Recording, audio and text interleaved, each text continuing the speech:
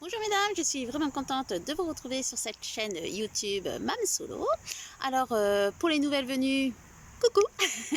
Et puis pour celles qui commencent à bien me suivre, je vous remercie d'être encore là et d'écouter chacune de mes vidéos. Alors n'oubliez pas de mettre un pouce bleu à la fin de la vidéo si vraiment la vidéo vous a plu. Vous pouvez aussi y mettre des commentaires et pourquoi pas vous abonner pour avoir régulièrement les nouvelles vidéos. Alors, je suis maman solo, moi aussi. Auparavant, j'avais 5 enfants à charge. Maintenant, il ne me reste plus que 3 à la maison.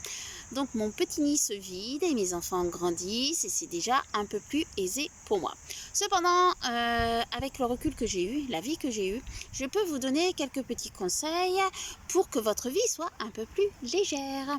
Alors, avec cette vidéo là, je voulais vous parler en fait d'un sujet en fait que beaucoup de mamans me disent ouais, mais comment tu fais, comment tu t'organises, quand même tu as eu 5 enfants et tu travailles, mais comment tu fais, moi je n'y arrive pas.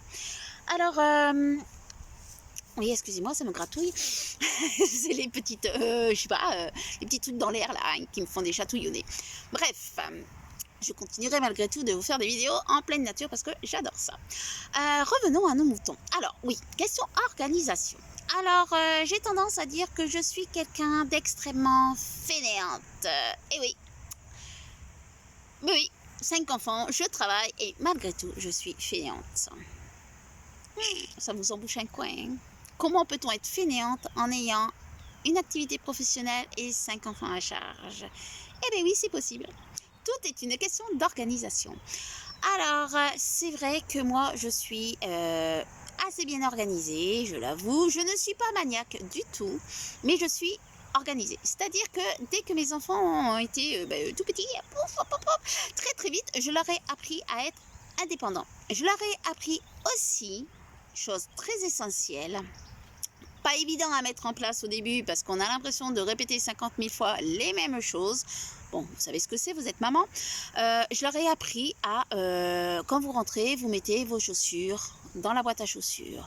Quand vous vous déshabillez, que vos habits sont sales, vous les mettez dans la bourse à linge. Enfin bref, vous savez, c'est tous des petits gestes, mais qui m'ont fait gagner un gain de temps phénoménal parce que je n'ai pas eu à passer sans cesse derrière eux. Donc c'est vrai que au démarrage, c'est quelque chose un petit peu périlleux à mettre en place parce que c'est répéter sans arrêt.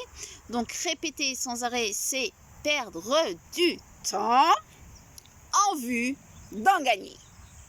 Alors oui, au départ, moi j'avais cette tendance-là à me dire oh mais non, de toute façon, si je le répète 50 fois les mêmes choses, je vais perdre du temps, ça va m'agacer, je le fais, ça ira beaucoup plus vite. Certes, quand on a un enfant ou deux, ça passe. Mais bon, l'un dans l'autre, ce n'est pas leur rendre service de tout faire aux enfants.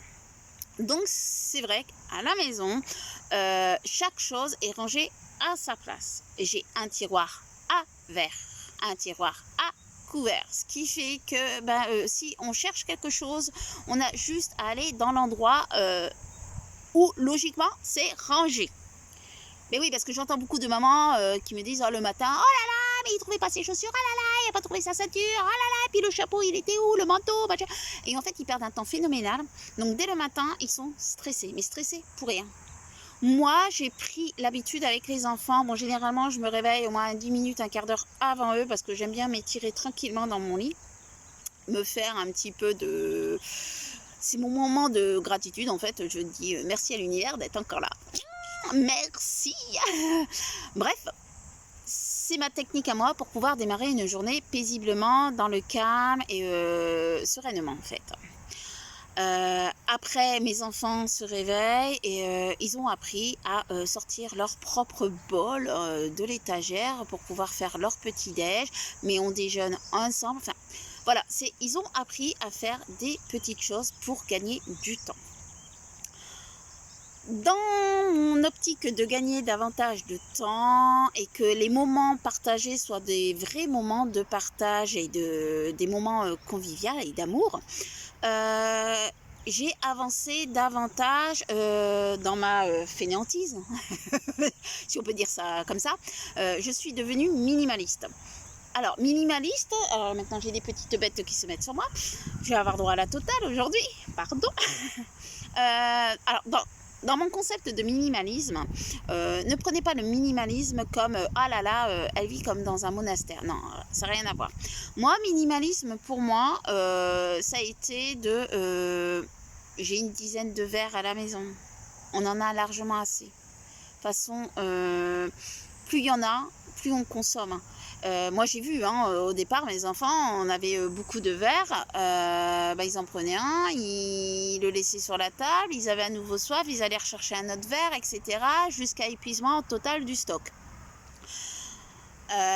Lorsque j'ai vu ça, je me suis dit, oh là là, il y a vraiment un problème.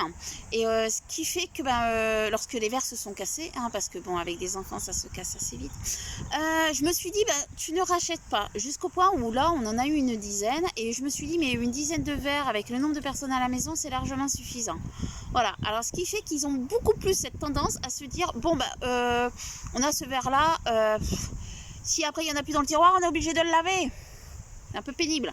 Donc, ce qui fait qu'après, ils mémorisent quel verre ils ont et où ils l'ont rangé.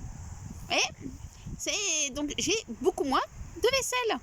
Moins de vaisselle, plus de temps pour moi. Plus de temps pour faire autre chose. Plus de temps pour cuisiner, par exemple.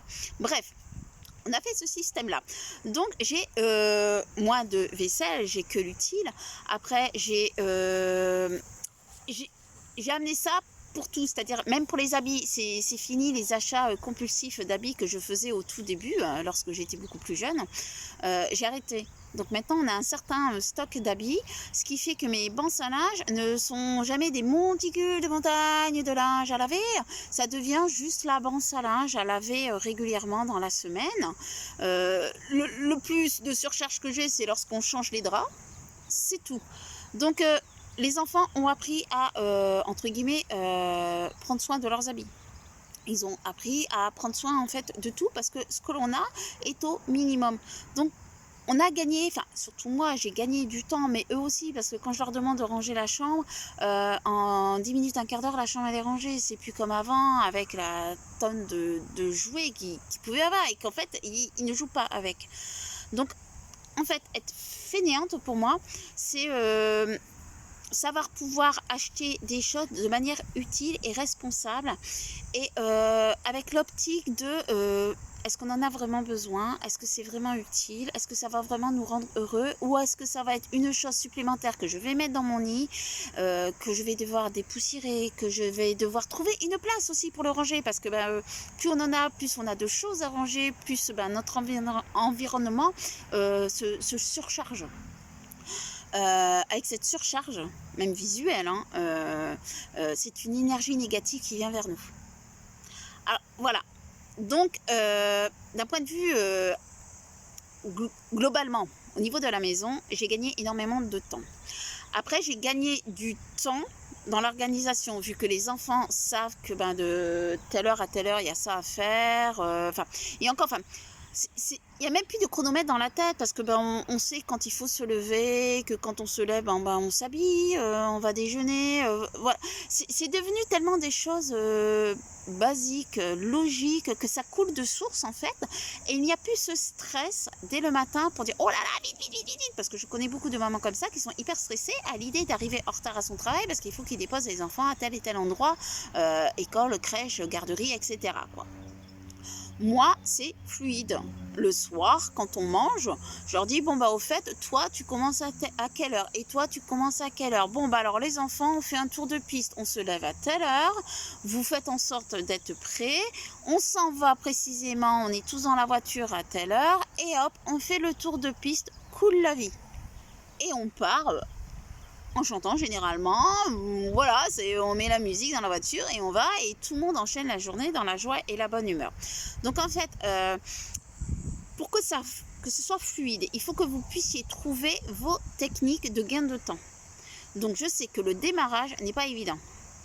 La mise en route aussi du minimalisme n'est pas évident. Mais je ferai d'autres vidéos si vous me le demandez sur comment faire le tri, comment organiser sa maison, pour éviter aussi, parce que je suis déjà allée dans des maisons où je n'ai pas compris que des accessoires de cuisine étaient par exemple dans la salle à manger. Pourquoi aller d'un endroit à un autre quand on est en train de cuisiner? Et c'est quand même beaucoup plus pratique quand tout est à portée de main. Donc voilà, Après, aussi, oui, j'avais eu une maman qui m'avait dit, oui, mais moi, comment voulez-vous que mes enfants fassent la table? Les placards sont trop hauts. Oui, ouais, ben, vous avez aussi des placards en bas. Vous inversez. Vous mettez les choses que les enfants n'ont pas droit ou n'ont pas besoin d'avoir accès en hauteur et les choses pour eux à leur hauteur. Comme ça, quand vous demandez de faire la table, ils peuvent accéder aux placards, aux tiroirs utiles, quoi. Voilà.